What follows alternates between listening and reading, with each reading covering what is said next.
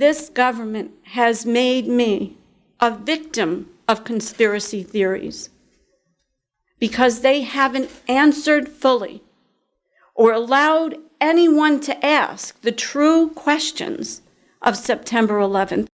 There was no sleeping at the beginning because we were grieving. It was hard to lay down.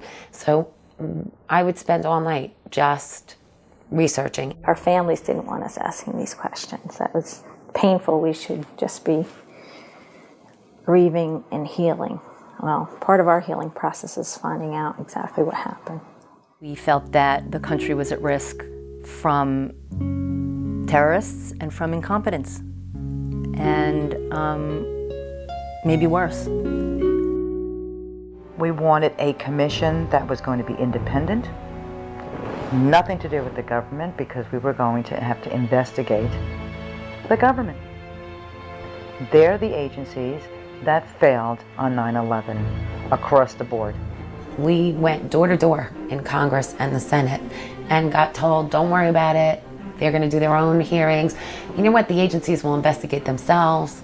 They'll have their own internal reports. Leaders in Congress said, don't worry, we're going to investigate 9/11. So the women were stunned when President Bush convinced Congress to back off. He reportedly told congressional leaders that a sweeping investigation might distract from the government's war on terrorism. Then the women heard that some frustrated legislators were trying to launch another, broader investigation. But the president and his allies in Congress were trying to block that. And that's when the women got together and said, let's organize a protest in Washington. We need a full independent investigation. We must ask the tough questions and seek out the difficult answers. That was the first time we all got together in a new direction to push for the commission. Sharing many of the same questions and concerns, a coalition of family members began to take form. Its goal, a formal investigation. The New Jersey women and a handful of other survivors had a series of meetings at the White House. Some were reportedly rather heated, but in the end, President Bush changed his position.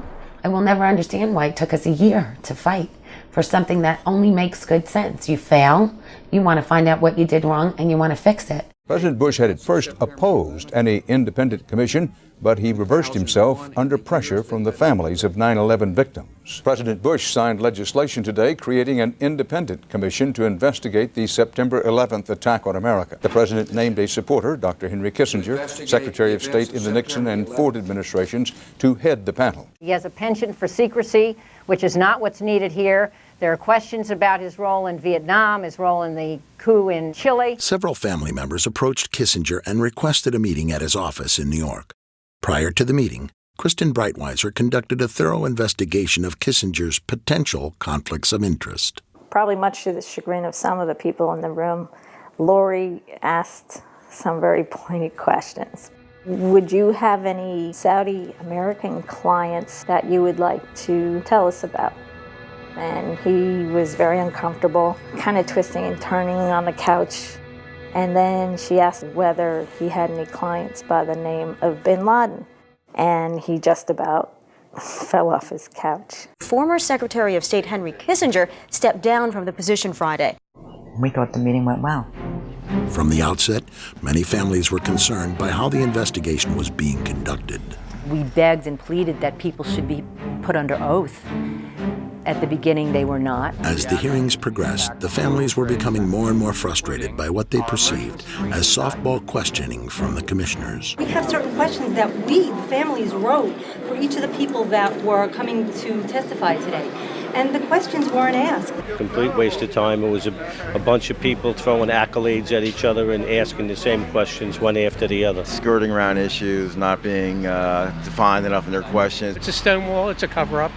As far as I'm concerned, I'm very bitter, I'm very angry.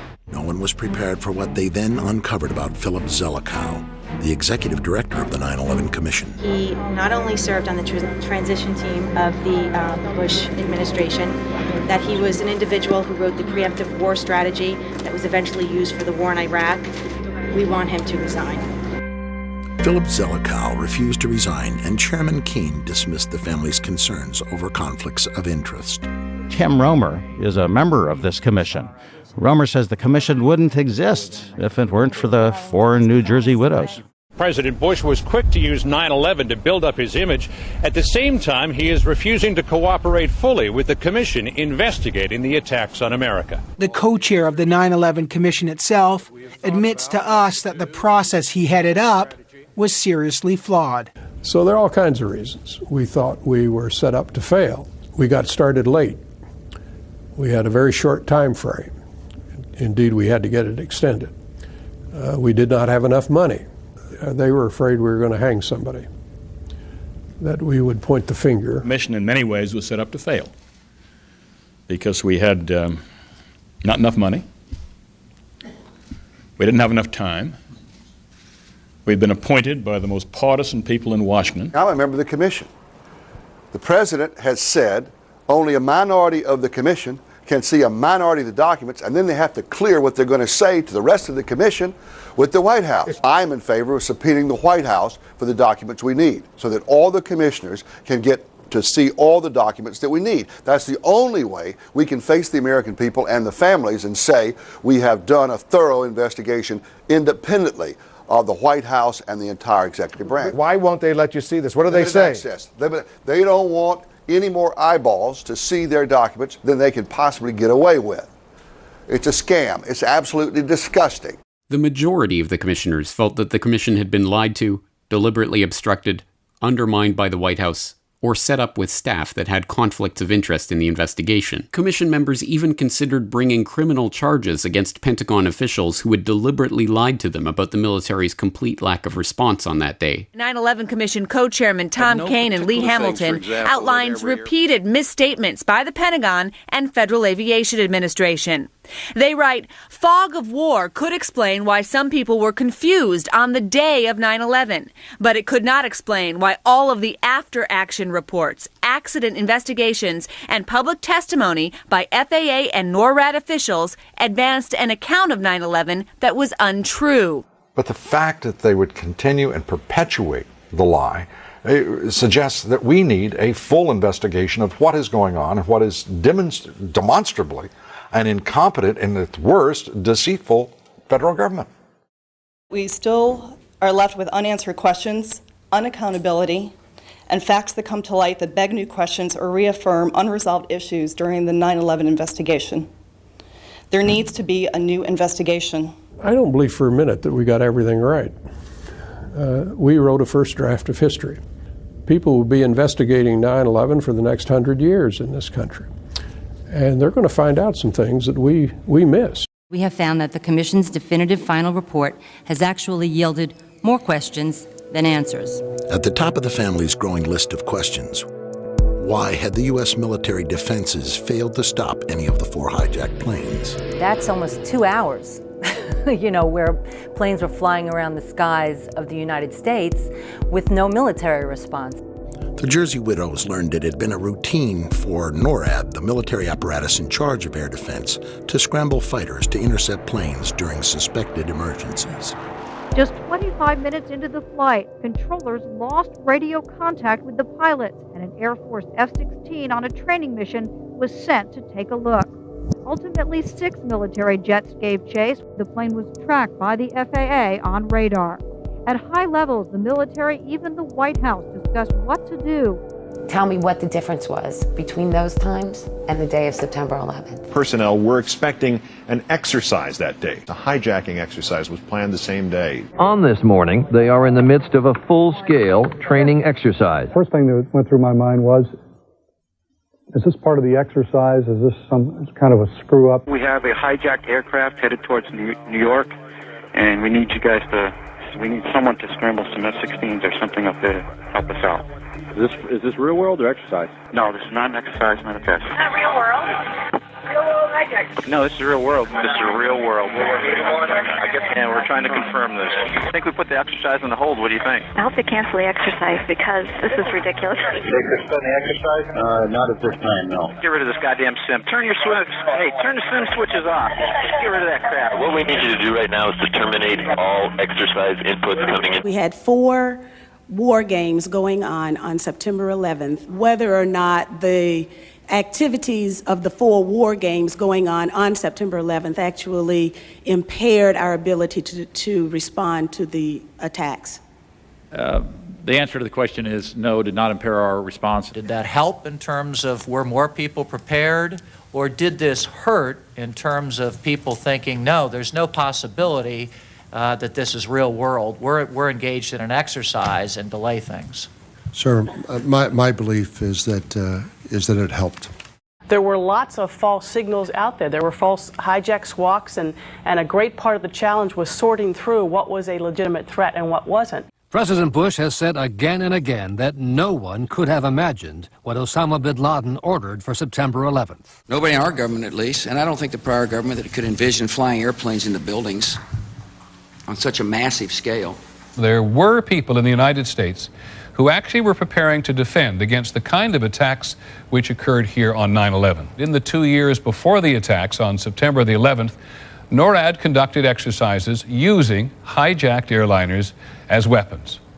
And one target was the World Trade Center. Pentagon planners also envisioned the attack on the Pentagon 5 months before it happened, having a terrorist group hijack a commercial airline and fly it into the Pentagon. I don't think anybody could have predicted that these people would take an airplane and slam it into the World Trade Center, take another one and slam it into the Pentagon, that they would try to use an airplane as a missile, a hijacked airplane as a missile. President Bush was told in August that Osama bin Laden might be planning an attack involving the hijacking of U.S. aircraft. With absolute specificity, planes, skyscrapers, bin Laden. And Condoleezza Rice testified before that commission and said there was no specificity in those briefings. Bin Laden is an interesting individual, to say the least. In the Afghan war, when the Russians occupied Afghanistan for 10 years, he fought on the side of those who were fighting against the Russians, and he fought well. There's varying reports about how well, but then... we aided him, didn't we? Oh, he was part of the team. He was part of the team. U.S. agents were told to back off from investigating the bin Laden family. While there have always been constraints on investigating Saudis, under George Bush, it's gotten much worse. After the elections, the agencies were told to back off investigating the bin Ladens and Saudi royals, and that angered agents. I was sitting outside the classroom waiting to go in, and I saw an airplane hit the tower of a TV. You know, the TV was obviously on, and I used to fly myself, and I said, well, there's one terrible pilot. And it said it must have been a horrible accident. The president was surprised. He thought it had to be an accident. He said, it sounds like a terrible accident. Keep me informed. If I question anything about the official story, I'm called a conspiracy theorist.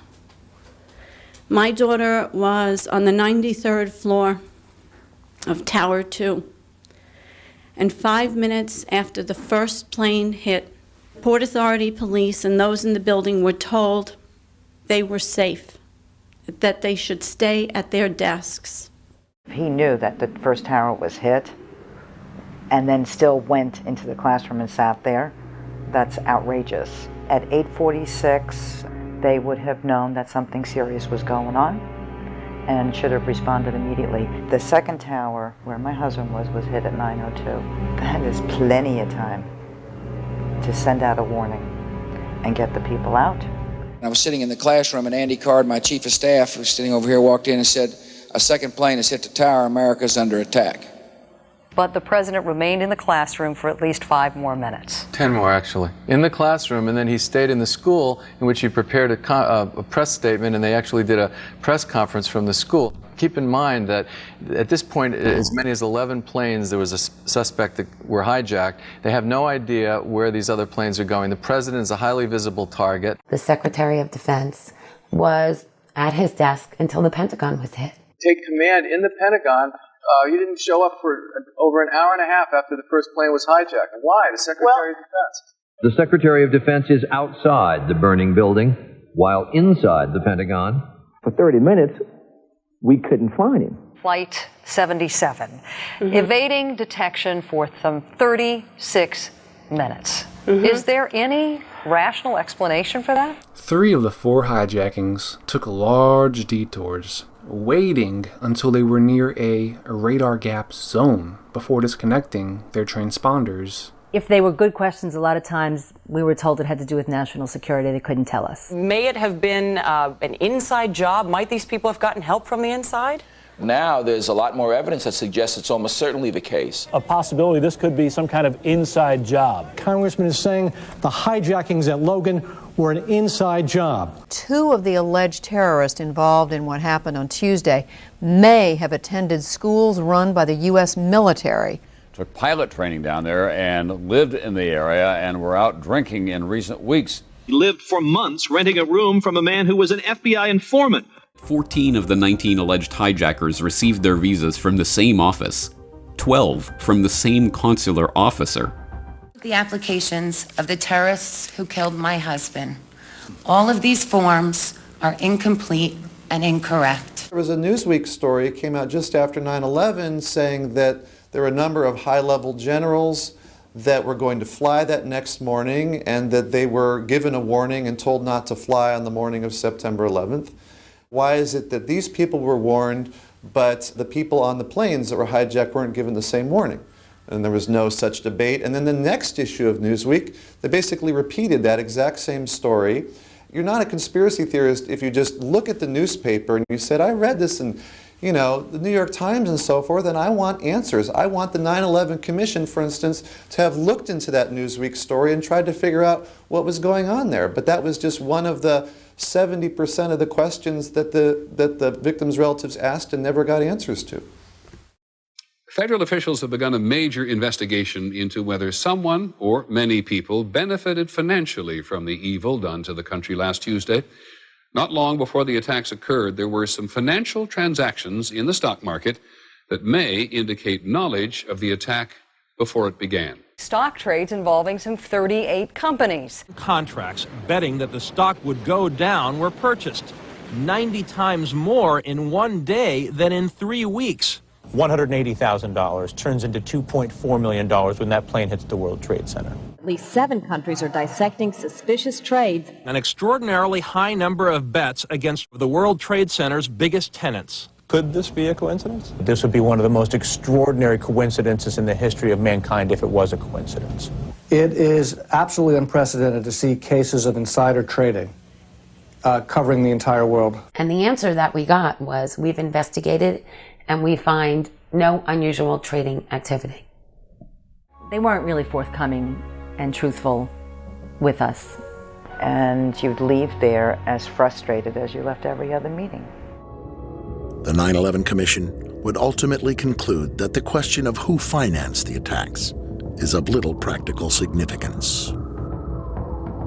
Data stored on countless hard drives retrieved from the collapsed towers was believed to have been lost, but Convar specialists can render irreplaceable information readable again. There is a suspicion that some people had advanced knowledge of the approximate time of the plane crashes in order to move out amounts exceeding $100 million. They thought that the records of their transactions could not be traced after the mainframes were destroyed. Pentagon, the day before 9/11, Secretary of Defense Donald Rumsfeld declared war. Not on foreign terrorists. He said money wasted by the military poses a serious threat. Rumsfeld promised change. But the next day, the world changed. The military cannot account for 25% of what it already spends. According to some estimates, we cannot track $2.3 trillion in transactions. $2.3 trillion with a T. That's $8,000 for every man, woman, and child in America. To understand how the Pentagon can lose track of trillions, consider the case of one military accountant who tried to find out what happened to a mere $300 million. The director looked at me and he says, "Why do you care about this stuff?" He was reassigned and says officials then covered up the problem by just writing it off. That plane had come directly under our section of the offices, the Army Budget Office. The only small bright spot is that in fact it was an area of the Pentagon that had just been renovated and a number of the offices were empty at the time. Those offices vacated in preparations of the remodeling effort. The number of dead is probably considerably less than it would have been if this part of the Pentagon had been up to full staff. Fortunately, too, this is exactly the opposite side of all the critical command centers in the Pentagon. The Secretary of Defense's office, the Chairman of the Joint Chiefs office, the National Military Command, where some of the most critical military decisions are made. Fortunately, they were all on the other side of the building. Early on, there were articles that talked about the FBI confiscating tapes. And we asked that they please subpoena for that video. Every time we would ask them about those tapes, you had 3 people rolling their eyes and saying, oh, here's Miss Conspiracy. She doesn't think a plane went into the building. But really, it had nothing to do with that. It had to do with, hey, there's information out there that you could possibly have. Why not get it? They did not subpoena for this Pentagon videos. It made you very unsure of, the commission's report and that they were getting all the information that you needed. So there's evidence that just never got even seen. I am here today to call for the facts of September 11, 2001 to be released to the American public. Also missing from the Commission's definitive report is testimony from national security whistleblowers who had tried to testify before the Commission, but were either not asked to testify or their testimony was only barely acknowledged, or worse yet, completely omitted from the record. A former FBI translator with top secret clearance says she testified before the 9/11 Commission. Within a few weeks after I started working there, I came across some really serious issues, from security breaches to certain documents from pre-9/11 and also post-9/11 that were being either intentionally blocked or mistranslated, and also some really significant security breaches that have been already confirmed by the Senate Judiciary Committee. We had met with Sibel, and she had told us of her story and how she was fired. The FBI offered no explanation, saying in a letter only that her contract was terminated completely for the government's convenience. I had a gag order put on her. We had gone to a lot of, to whoever we knew in the media to bring out her story. And you know what? So many of them had said, oh, it sounds conspiratorial. It sounds like she had a beef. Bottom line, 6 months later when, there was reports that came out that said, well, even the FBI had to admit that her story was true, they turn around and look at you and say, oh, well. Does the Sibel Edmonds case fall into any pattern of behavior, pattern of conduct on the part of the FBI? The usual pattern. Let me tell you. First of all, the embarrassing information comes out. The FBI reaction is to sweep it under the rug. And then eventually they shoot the messenger. Special Agent John Roberts, a chief of the FBI's Internal Affairs Department, agrees. Have you found cases since 9/11 where people were involved in misconduct and were not, let alone reprimanded, but were even promoted? Oh, yes, absolutely. That's astonishing. Why? Because you would think that after 9/11, that's a big slap on the face. Hello, this is a wake-up call here. Depends on who you are. If you're in the senior executive level, it may not hurt you. You will be promoted. I went through the Pentagon 10 days after 9/11. As I was leaving the Pentagon, and an officer from the Joint Staff called me into his office and said, I want you to know, he said, sir, we're going to attack Iraq. And I said, why? He said, we don't know.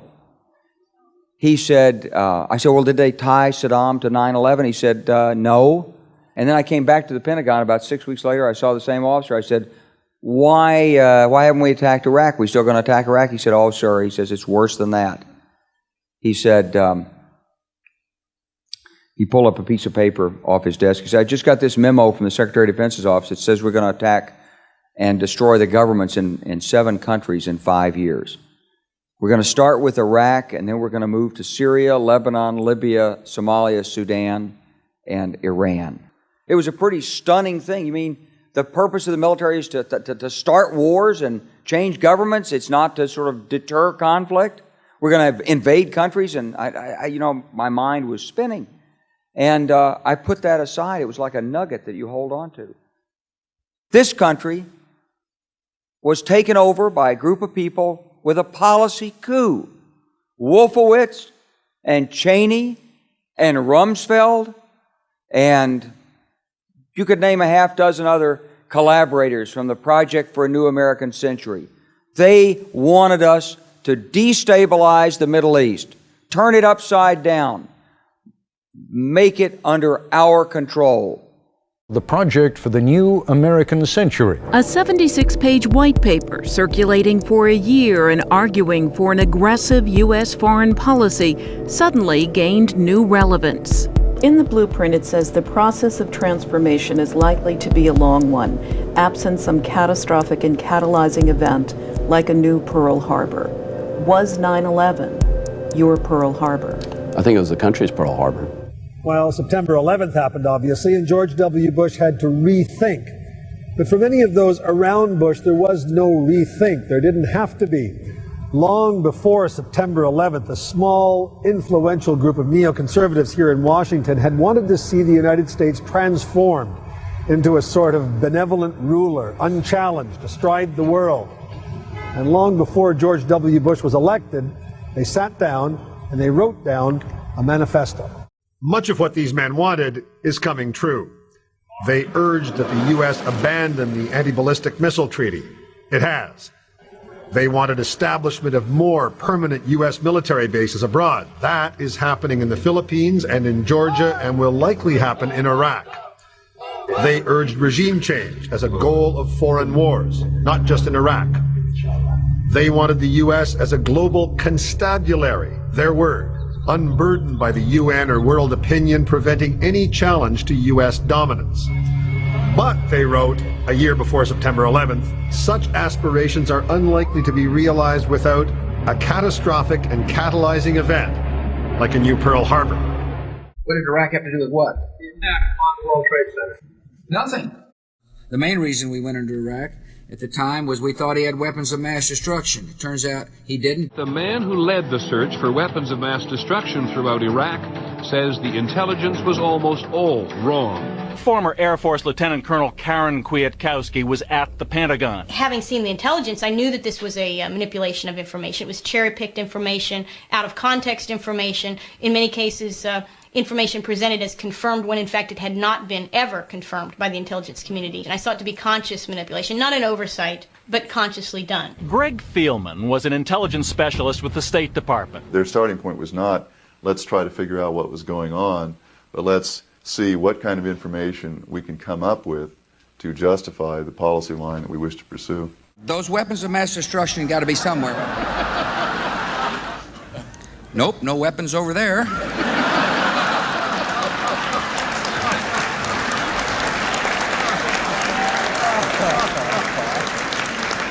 Maybe under here.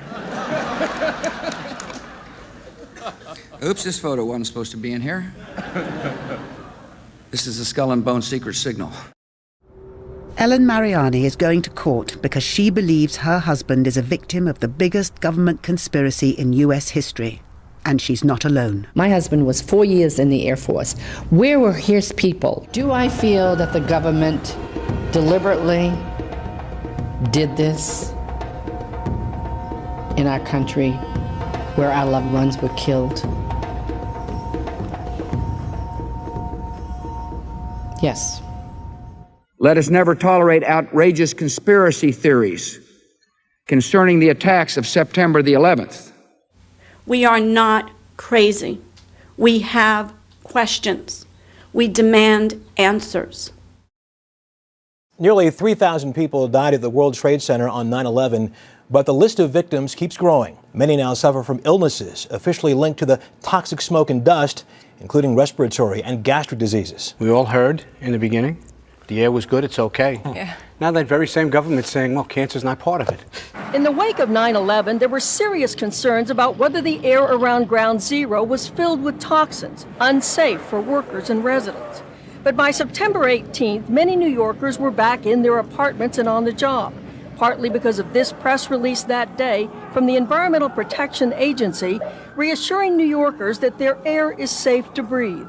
Was that press release misleading? It was surely not telling all of the truth. The first EPA official to warn that dust in the air around the World Trade Center could pose a serious health risk. Jenkins accused the EPA of intentionally hiding the dangers of air pollution at Ground Zero. She was fired in 2010. New York City directly lied about the test results for asbestos in air. When they finally released them, they doctored the results. They changed high hazardous levels to 0. Sally Reaganhard, who had lost her firefighter son Christian in the building's collapse, was forming the Skyscraper Safety Campaign. The largest structural collapse in world history, the largest loss of life on American soil since the Civil War, and not one governmental or elected official wanted to know why and how this happened. Why did the buildings fall? How could skyscrapers just like crumple to the ground in 10 seconds? Since 2001, I've been researching the tragedy of September 11th and how the unanswered questions still linger on. I'd like answers about building number 7 coming down at 5:20 in the afternoon on September 11th. I lost my husband, my son, my uncle, my nephew, on September 11th, 2001. Most people don't know a third tower fell that day. The government says fire brought it down. The collapse of World Trade Center 7 was primarily due to fires. I, along with 1,400 other architects and engineers, have found the government's conclusion to be physically impossible. This is Building 7, a 47-story skyscraper that fell on the afternoon of September 11th. The government says that fire brought it down. However, 1,500 architects and engineers concluded it was a controlled demolition. I'm a structural engineer. I'm a New York City correction officer. I'm an Air Force pilot. I'm an architect of 20 years, a member of the American Institute of Architects, and have been studying steel-framed, fireproof buildings for about that long. Fires in high-rises have never brought down a steel-frame high-rise building at all, ever. In the case of Building 7, it collapses straight down into its own footprint at free-fall speed in the first 100 feet. It's dropping, as you can see, symmetrically, smoothly, at free-fall speed in the first 100 feet, 2.5 seconds. This is uncanny. There's 40,000 tons of structural steel designed to resist this collapse. World Trade Center 7 collapsed because of fires fueled by office furnishings. It did not collapse from explosives or from fuel oil fires. I worked at NIST for 14 years. Starting in 1997, it became clear to me that NIST's investigation of the collapse of the World Trade Centers was not a sincere and genuine study. Here is our structural model showing the building collapsing, which matches quite well with the video of the event. Does the model that NIST produced for World Trade 7 match what we actually saw? What we see in the NIST model, first, they only play the first few seconds of it. We only see a little bit of the building beginning to collapse. It is extremely atypical to build a computer model and create an animation of that model and to show only the first part of it. And what we do see doesn't match what we saw in reality. Well, it's been a point of controversy now for more than a decade. Dr. Leroy Hulsey, a civil engineering professor at UAF, he led a 4-year study which reevaluates whether Building 7's collapse could have been caused by fire. His findings were a resounding no, and his simulations paint a different picture than the federal agencies. It was almost as if it were a planned implosion.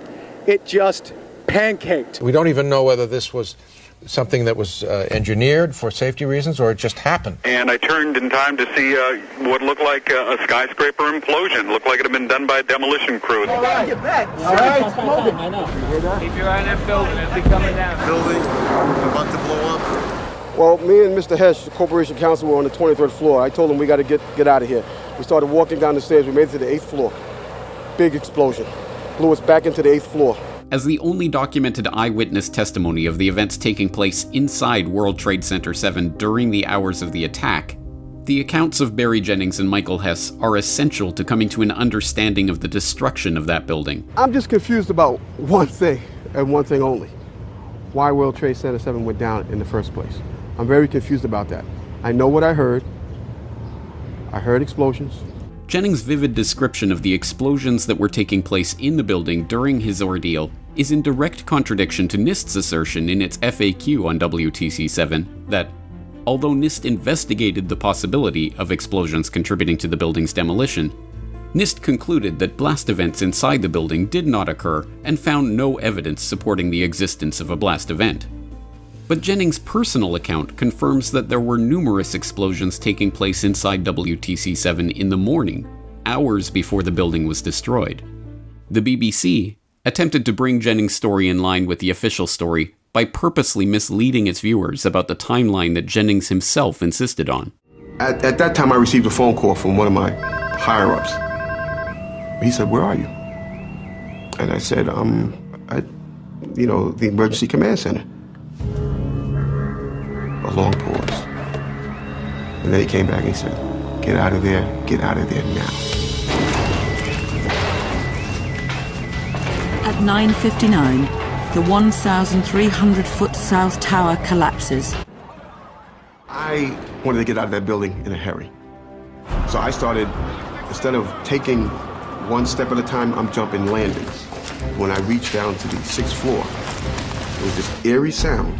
The whole building went dark, and the staircase that I was standing on just gave way. At 10:28, the North Tower collapses in just 11 seconds. With their editing and narrative intrusions, the BBC makes it seem that the explosions that Jennings and Hess experienced were just remnants of the Twin Towers hitting WTC-7. But in his interview, Jennings was completely adamant that he could still see both towers standing after the explosions happened. The whole reason that Building 7 collapsed, allegedly, is because the North Tower fell onto it and caused damage. And what people are going to say is, they're going to say, well, Barry was hit by debris from the North Tower. No. What happened was, when we made it back to the 8th floor, as I told you earlier, yes, both buildings were still standing. When I got to the 6th floor, before all this happened, when I got to the 6th floor, there was an explosion. That's what forced us back to the 8th floor. Okay. Both buildings were still standing. Keep in mind, I told you the fire department came and ran. They came twice. Why? Because Tower 1 fell, then Tower 2 fell. And then when they came back with all concern now, like, to get me the hell out of there. And they did. And we got out of there. I got in the building a little before 9, a little after 9. I didn't get out of there until like 1. When I found out Building 7 came down, I was so surprised. And I'm saying to myself, why did that building come down? And I knew why it came down, because of the explosions. And the explanations that were given to me is totally unacceptable. Totally unacceptable.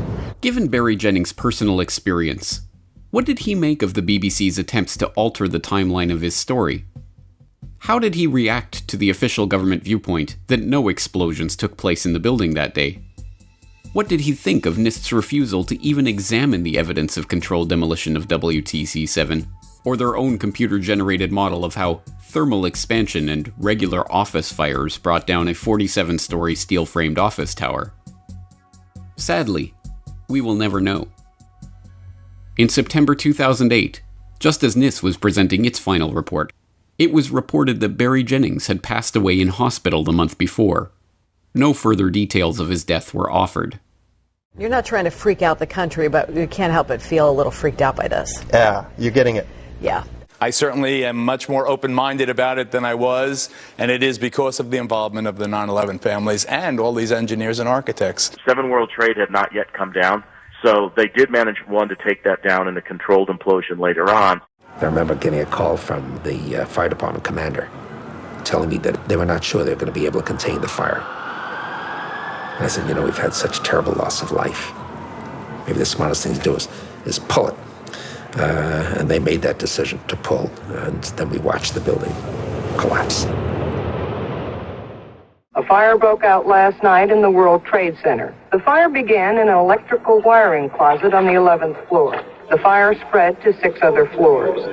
There was also no sprinkler system in the building. Even without a sprinkling system, fire department officials and building officials here say that there's no chance the World Trade Center could become a type of towering inferno. The building was designed to have a fully loaded 707 crash into it. That was the largest plane at the time. I believe that the building probably could sustain multiple impacts of jetliners.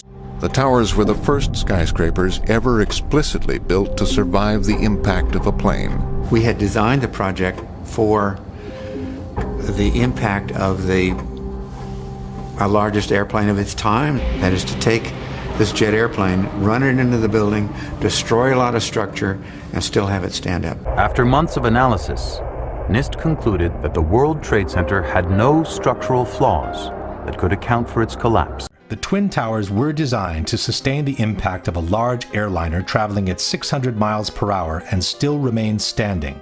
The structural engineer who designed the Twin Towers stated, "We looked at every possible thing we could think of that could happen to the buildings, even to the extent of an airplane hitting the side. Our analysis indicated the biggest problem would be the fact that all the fuel from the airplane would dump into the building. There would be a horrendous fire, a lot of people would be killed. The building structure would still be there." We designed the buildings to take the impact of the Boeing 707 hitting the building at any location. He is a 9/11 survivor, the last person out of the World Trade Center North Tower. Well, on September 11th, William Rodriguez saved an estimated hundreds of people from the World Trade Center after putting his own life on the line. He then became trapped under the debris from the tower for hours before rescuers managed to free him from the rubble. I worked in the building for 20 years. I was the person in charge of all the stairwells of the North Tower. And on 9/11, I had the only master key that opened the doors that rescue people. This is the master key. They call it the key of hope. And basically, I was a janitor. Like I said, on that day, there was an explosion on the basement. And this is prior to the building got hit by the plane. And then the plane hit, and then there was a series of explosions afterwards. I think a bomb went off in the lobby first, then a plane hit the building. Then another plane hit the other building. The bomb hit the lobby first, and a couple of seconds then the first plane hit. Well, you've been to the White House 5 times. You've been honored by the president, President Bush. You've met Hillary Clinton. That must have been quite an honor for you. It was an experience, definitely. And at that time, I was basically loaded to go into politics because they said this is the guy that we need to get the Latino vote. And I was playing the whole game of politics because I was doing the activism. And until the moment that I started to ask questions about what really happened on 9/11. And you may remember the whole thing about the 9/11 Commission to be formed, and basically became very active to get it basically started. And what a surprise. I was one of the persons that testified for the 9/11 Commission, and my testimony doesn't appear on the final report. Willie, I could talk to you until 11 o'clock tonight when we go off the air, but we unfortunately have to wrap it up.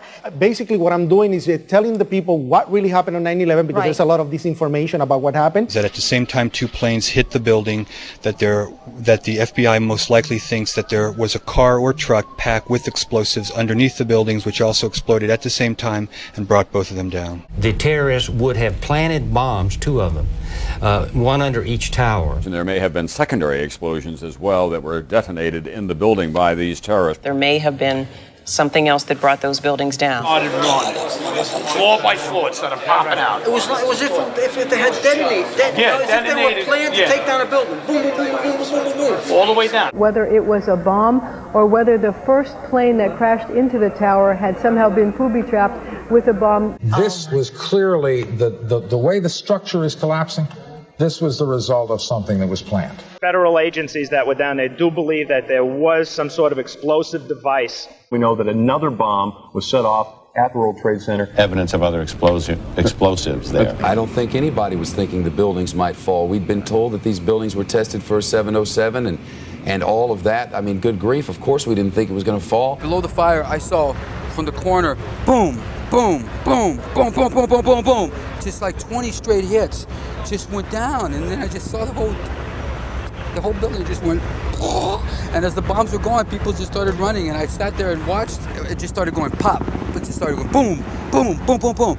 And he goes, how fast? I go, like firecrackers. There was a secondary explosion, probably a device either planted before or on the aircraft that did not explode until an hour later. A secondary device, that is another bomb going off. Was the plane loaded with explosives? Was the plane enough in and of itself to crash in the building to bring those 2 towers down? Because you'll see the video, and you've seen it 100 times. It looked like it was a controlled implosion. It didn't fall over. It looked as if somebody put TNT all throughout that building. Yes. So, of course, there's speculation here that maybe these planes were loaded with C4 explosives or some type of explosives on timers. The fact that the trade tower seems to have completely disintegrated, virtually completely disintegrated as they fell down upon themselves. There's almost nothing left of any of the floors. Where is all the rubble?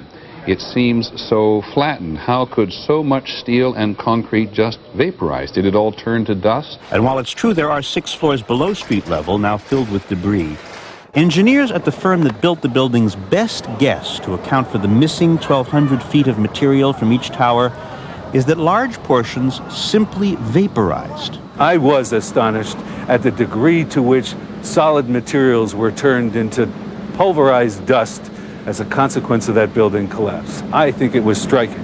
The building collapsed to dust. You don't find a desk. You don't find a chair. You don't find a telephone, a computer. I haven't seen a door. I haven't seen a phone. I haven't seen a computer. I haven't seen a doorknob. The hijacker's passport was found blocks from the World Trade Center crash site, if you can believe that. Not far from here, a passerby found the passport of one of the hijackers. Officials found a passport belonging to one of the terrorists. That was apparently found a couple of blocks away because when one of the planes, or the first plane, slammed into the tower, you could see it on the video, in fact, debris flew out the other end. There's a belief that some of the cockpit just kept on going, and with that velocity went right through the building. Sources here on the ground had told me that they even found some body parts in the cockpit area. They believe that it is one of the terrorist bodies from the cockpit because the clothing did not match clothing of airline pilots. In the days after the September attacks, there were countless rumors about strange coincidences surrounding the events. One report about a group of Middle Eastern men spotted the morning of September 11th parked just across the river from New York City has not gone away. Investigation of their presence has led to questions about whether Israel was conducting espionage on U.S. soil. It began when this woman was watching the Twin Towers burning from her apartment in New Jersey. She noticed 3 men on top of a van, posing for pictures with the towers burning in the background. And I could see that they were like happy. You know, they didn't look shocked to me. You know, they didn't look shocked. The witness called police, who stopped the van hours later and arrested 5 men. All 5, it turns out, were Israeli. They were turned over to the FBI. Sources tell ABC News during a check of national security databases, some of the men were listed as having had connections with Israeli intelligence. The men said they were just taking pictures at the time. They said they worked for a company called Urban Moving. The FBI obtained a search warrant for the company's offices. Not long after the arrests, the offices of Urban Moving were simply abandoned. Almost everything was left behind. In jail, the 5 Israelis were repeatedly interrogated and given lie detector tests. Yuval Aviv is a counterterrorism advisor to the U.S. Congress, but was once a spy for Israel's secret service Mossad. He says Urban Moving was a front company for Israeli intelligence. According to the FBI, 2 of those movers were identified as Mossad agents. The driver of the moving van, Sivan Kurzberg. We are Israeli. We are not your problem. Your problems are our problems. The Palestinians are the problem. FBI reports confirmed that the men were not taking somber pictures of a horrific event. When their 76 pictures were developed, they revealed the men had indeed been celebrating, smiling, hugging each other, and high-fiving. One of the pictures even featured Sivan Kurzberg holding a lighter up with the burning tower in the background. They lied to the police about where they had been that morning. They were carrying plane tickets for immediate departure to different places around the globe. The FBI confirmed that 2 of the men had ties to Israeli intelligence and came to suspect that they had indeed been on a mission for the Mossad. The FBI reports show how the men gave confused and often conflicting accounts of when and how they learned about what was happening and when they arrived at the parking lot. Oded Elner even said they had arrived there shortly after 8 a.m., which would have been 45 minutes before the attacks even began. This is in line with one of the eyewitnesses that had placed their Urban Moving Systems van at the parking lot at 8 a.m. They were immediately transferred to federal custody, held for 71 days, and then deported back to Israel. Don't worry, they were just spying on Arab terrorists. And while the FBI or certain sources might believe that in fact they were Israeli intelligence, they don't believe that the U.S. was a target, that they were actually investigating Muslim groups? They believe if this was an intelligence operation by Israel, that it was focused on the Islamic groups and charities that raise money for groups that are considered by U.S. law enforcement and others terrorist groups. What about this question of advanced knowledge of what was going to happen on 9/11? How clear are investigators that some Israeli agents may have known something? Well, it's very explosive information, obviously, and there's a great deal of evidence that they say they have collected. None of it necessarily conclusive. It's more when they put it all together. A bigger question, they say, is how could they not have known? Israelis who were detained in the anti-terror investigation, and the suspicion that some investigators have that they may have picked up information on the 9/11 attacks ahead of time, not passed it on. There was a report, you'll recall, that the Mossad, the Israeli intelligence agency, did indeed send representatives to the U.S. to warn just before 9/11 that a major terrorist attack was imminent. But investigators suspect that the Israelis may have gathered intelligence about the attacks in advance and not shared it. A highly placed investigator said there are, quote, tie-ins.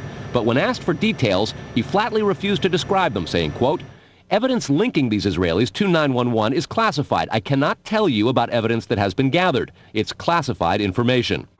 People who believe in conspiracy theories, and particularly this one about WTC-7, don't understand government and clearly have never worked in government. Anyone who's ever worked in government will tell you two things: that the government doesn't have the competence to do a large-scale conspiracy like this, and number two, it can't maintain secrecy. There's almost nothing that I know of in 30 years of having top-secret clearances that hasn't come out in the Washington Post and the New York Times. Are there really great secrets that you know that you can't share with people? Yeah. Yeah, there are. And you never write about them. No. Maybe at a time in your life that No. you're like, oh, I'm 90, I'm going to do it. No. No, nothing.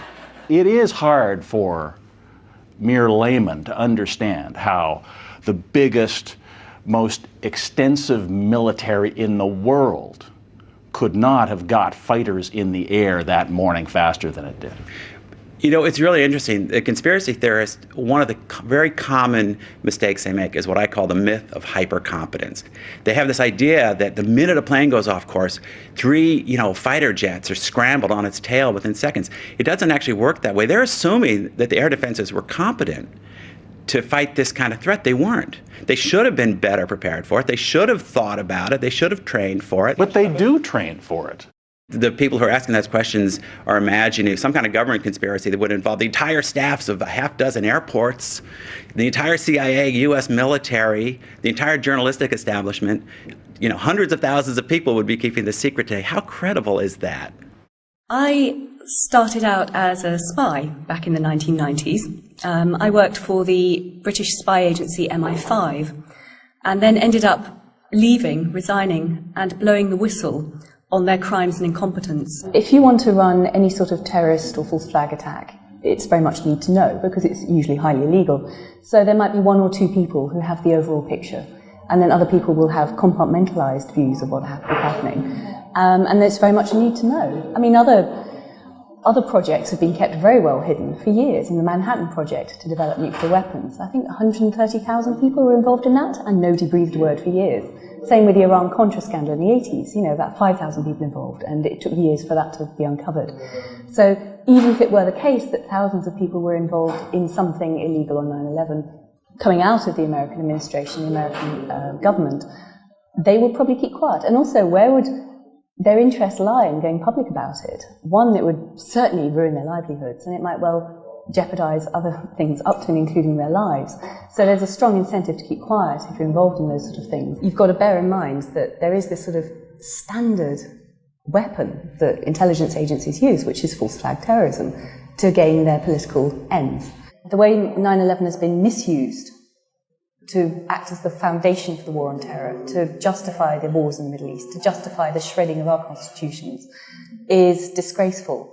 And there is such a mountain of evidence to disprove the official account. I think if we can get that evidence in front of people, it'd be very easy to bring down the whole house of cards.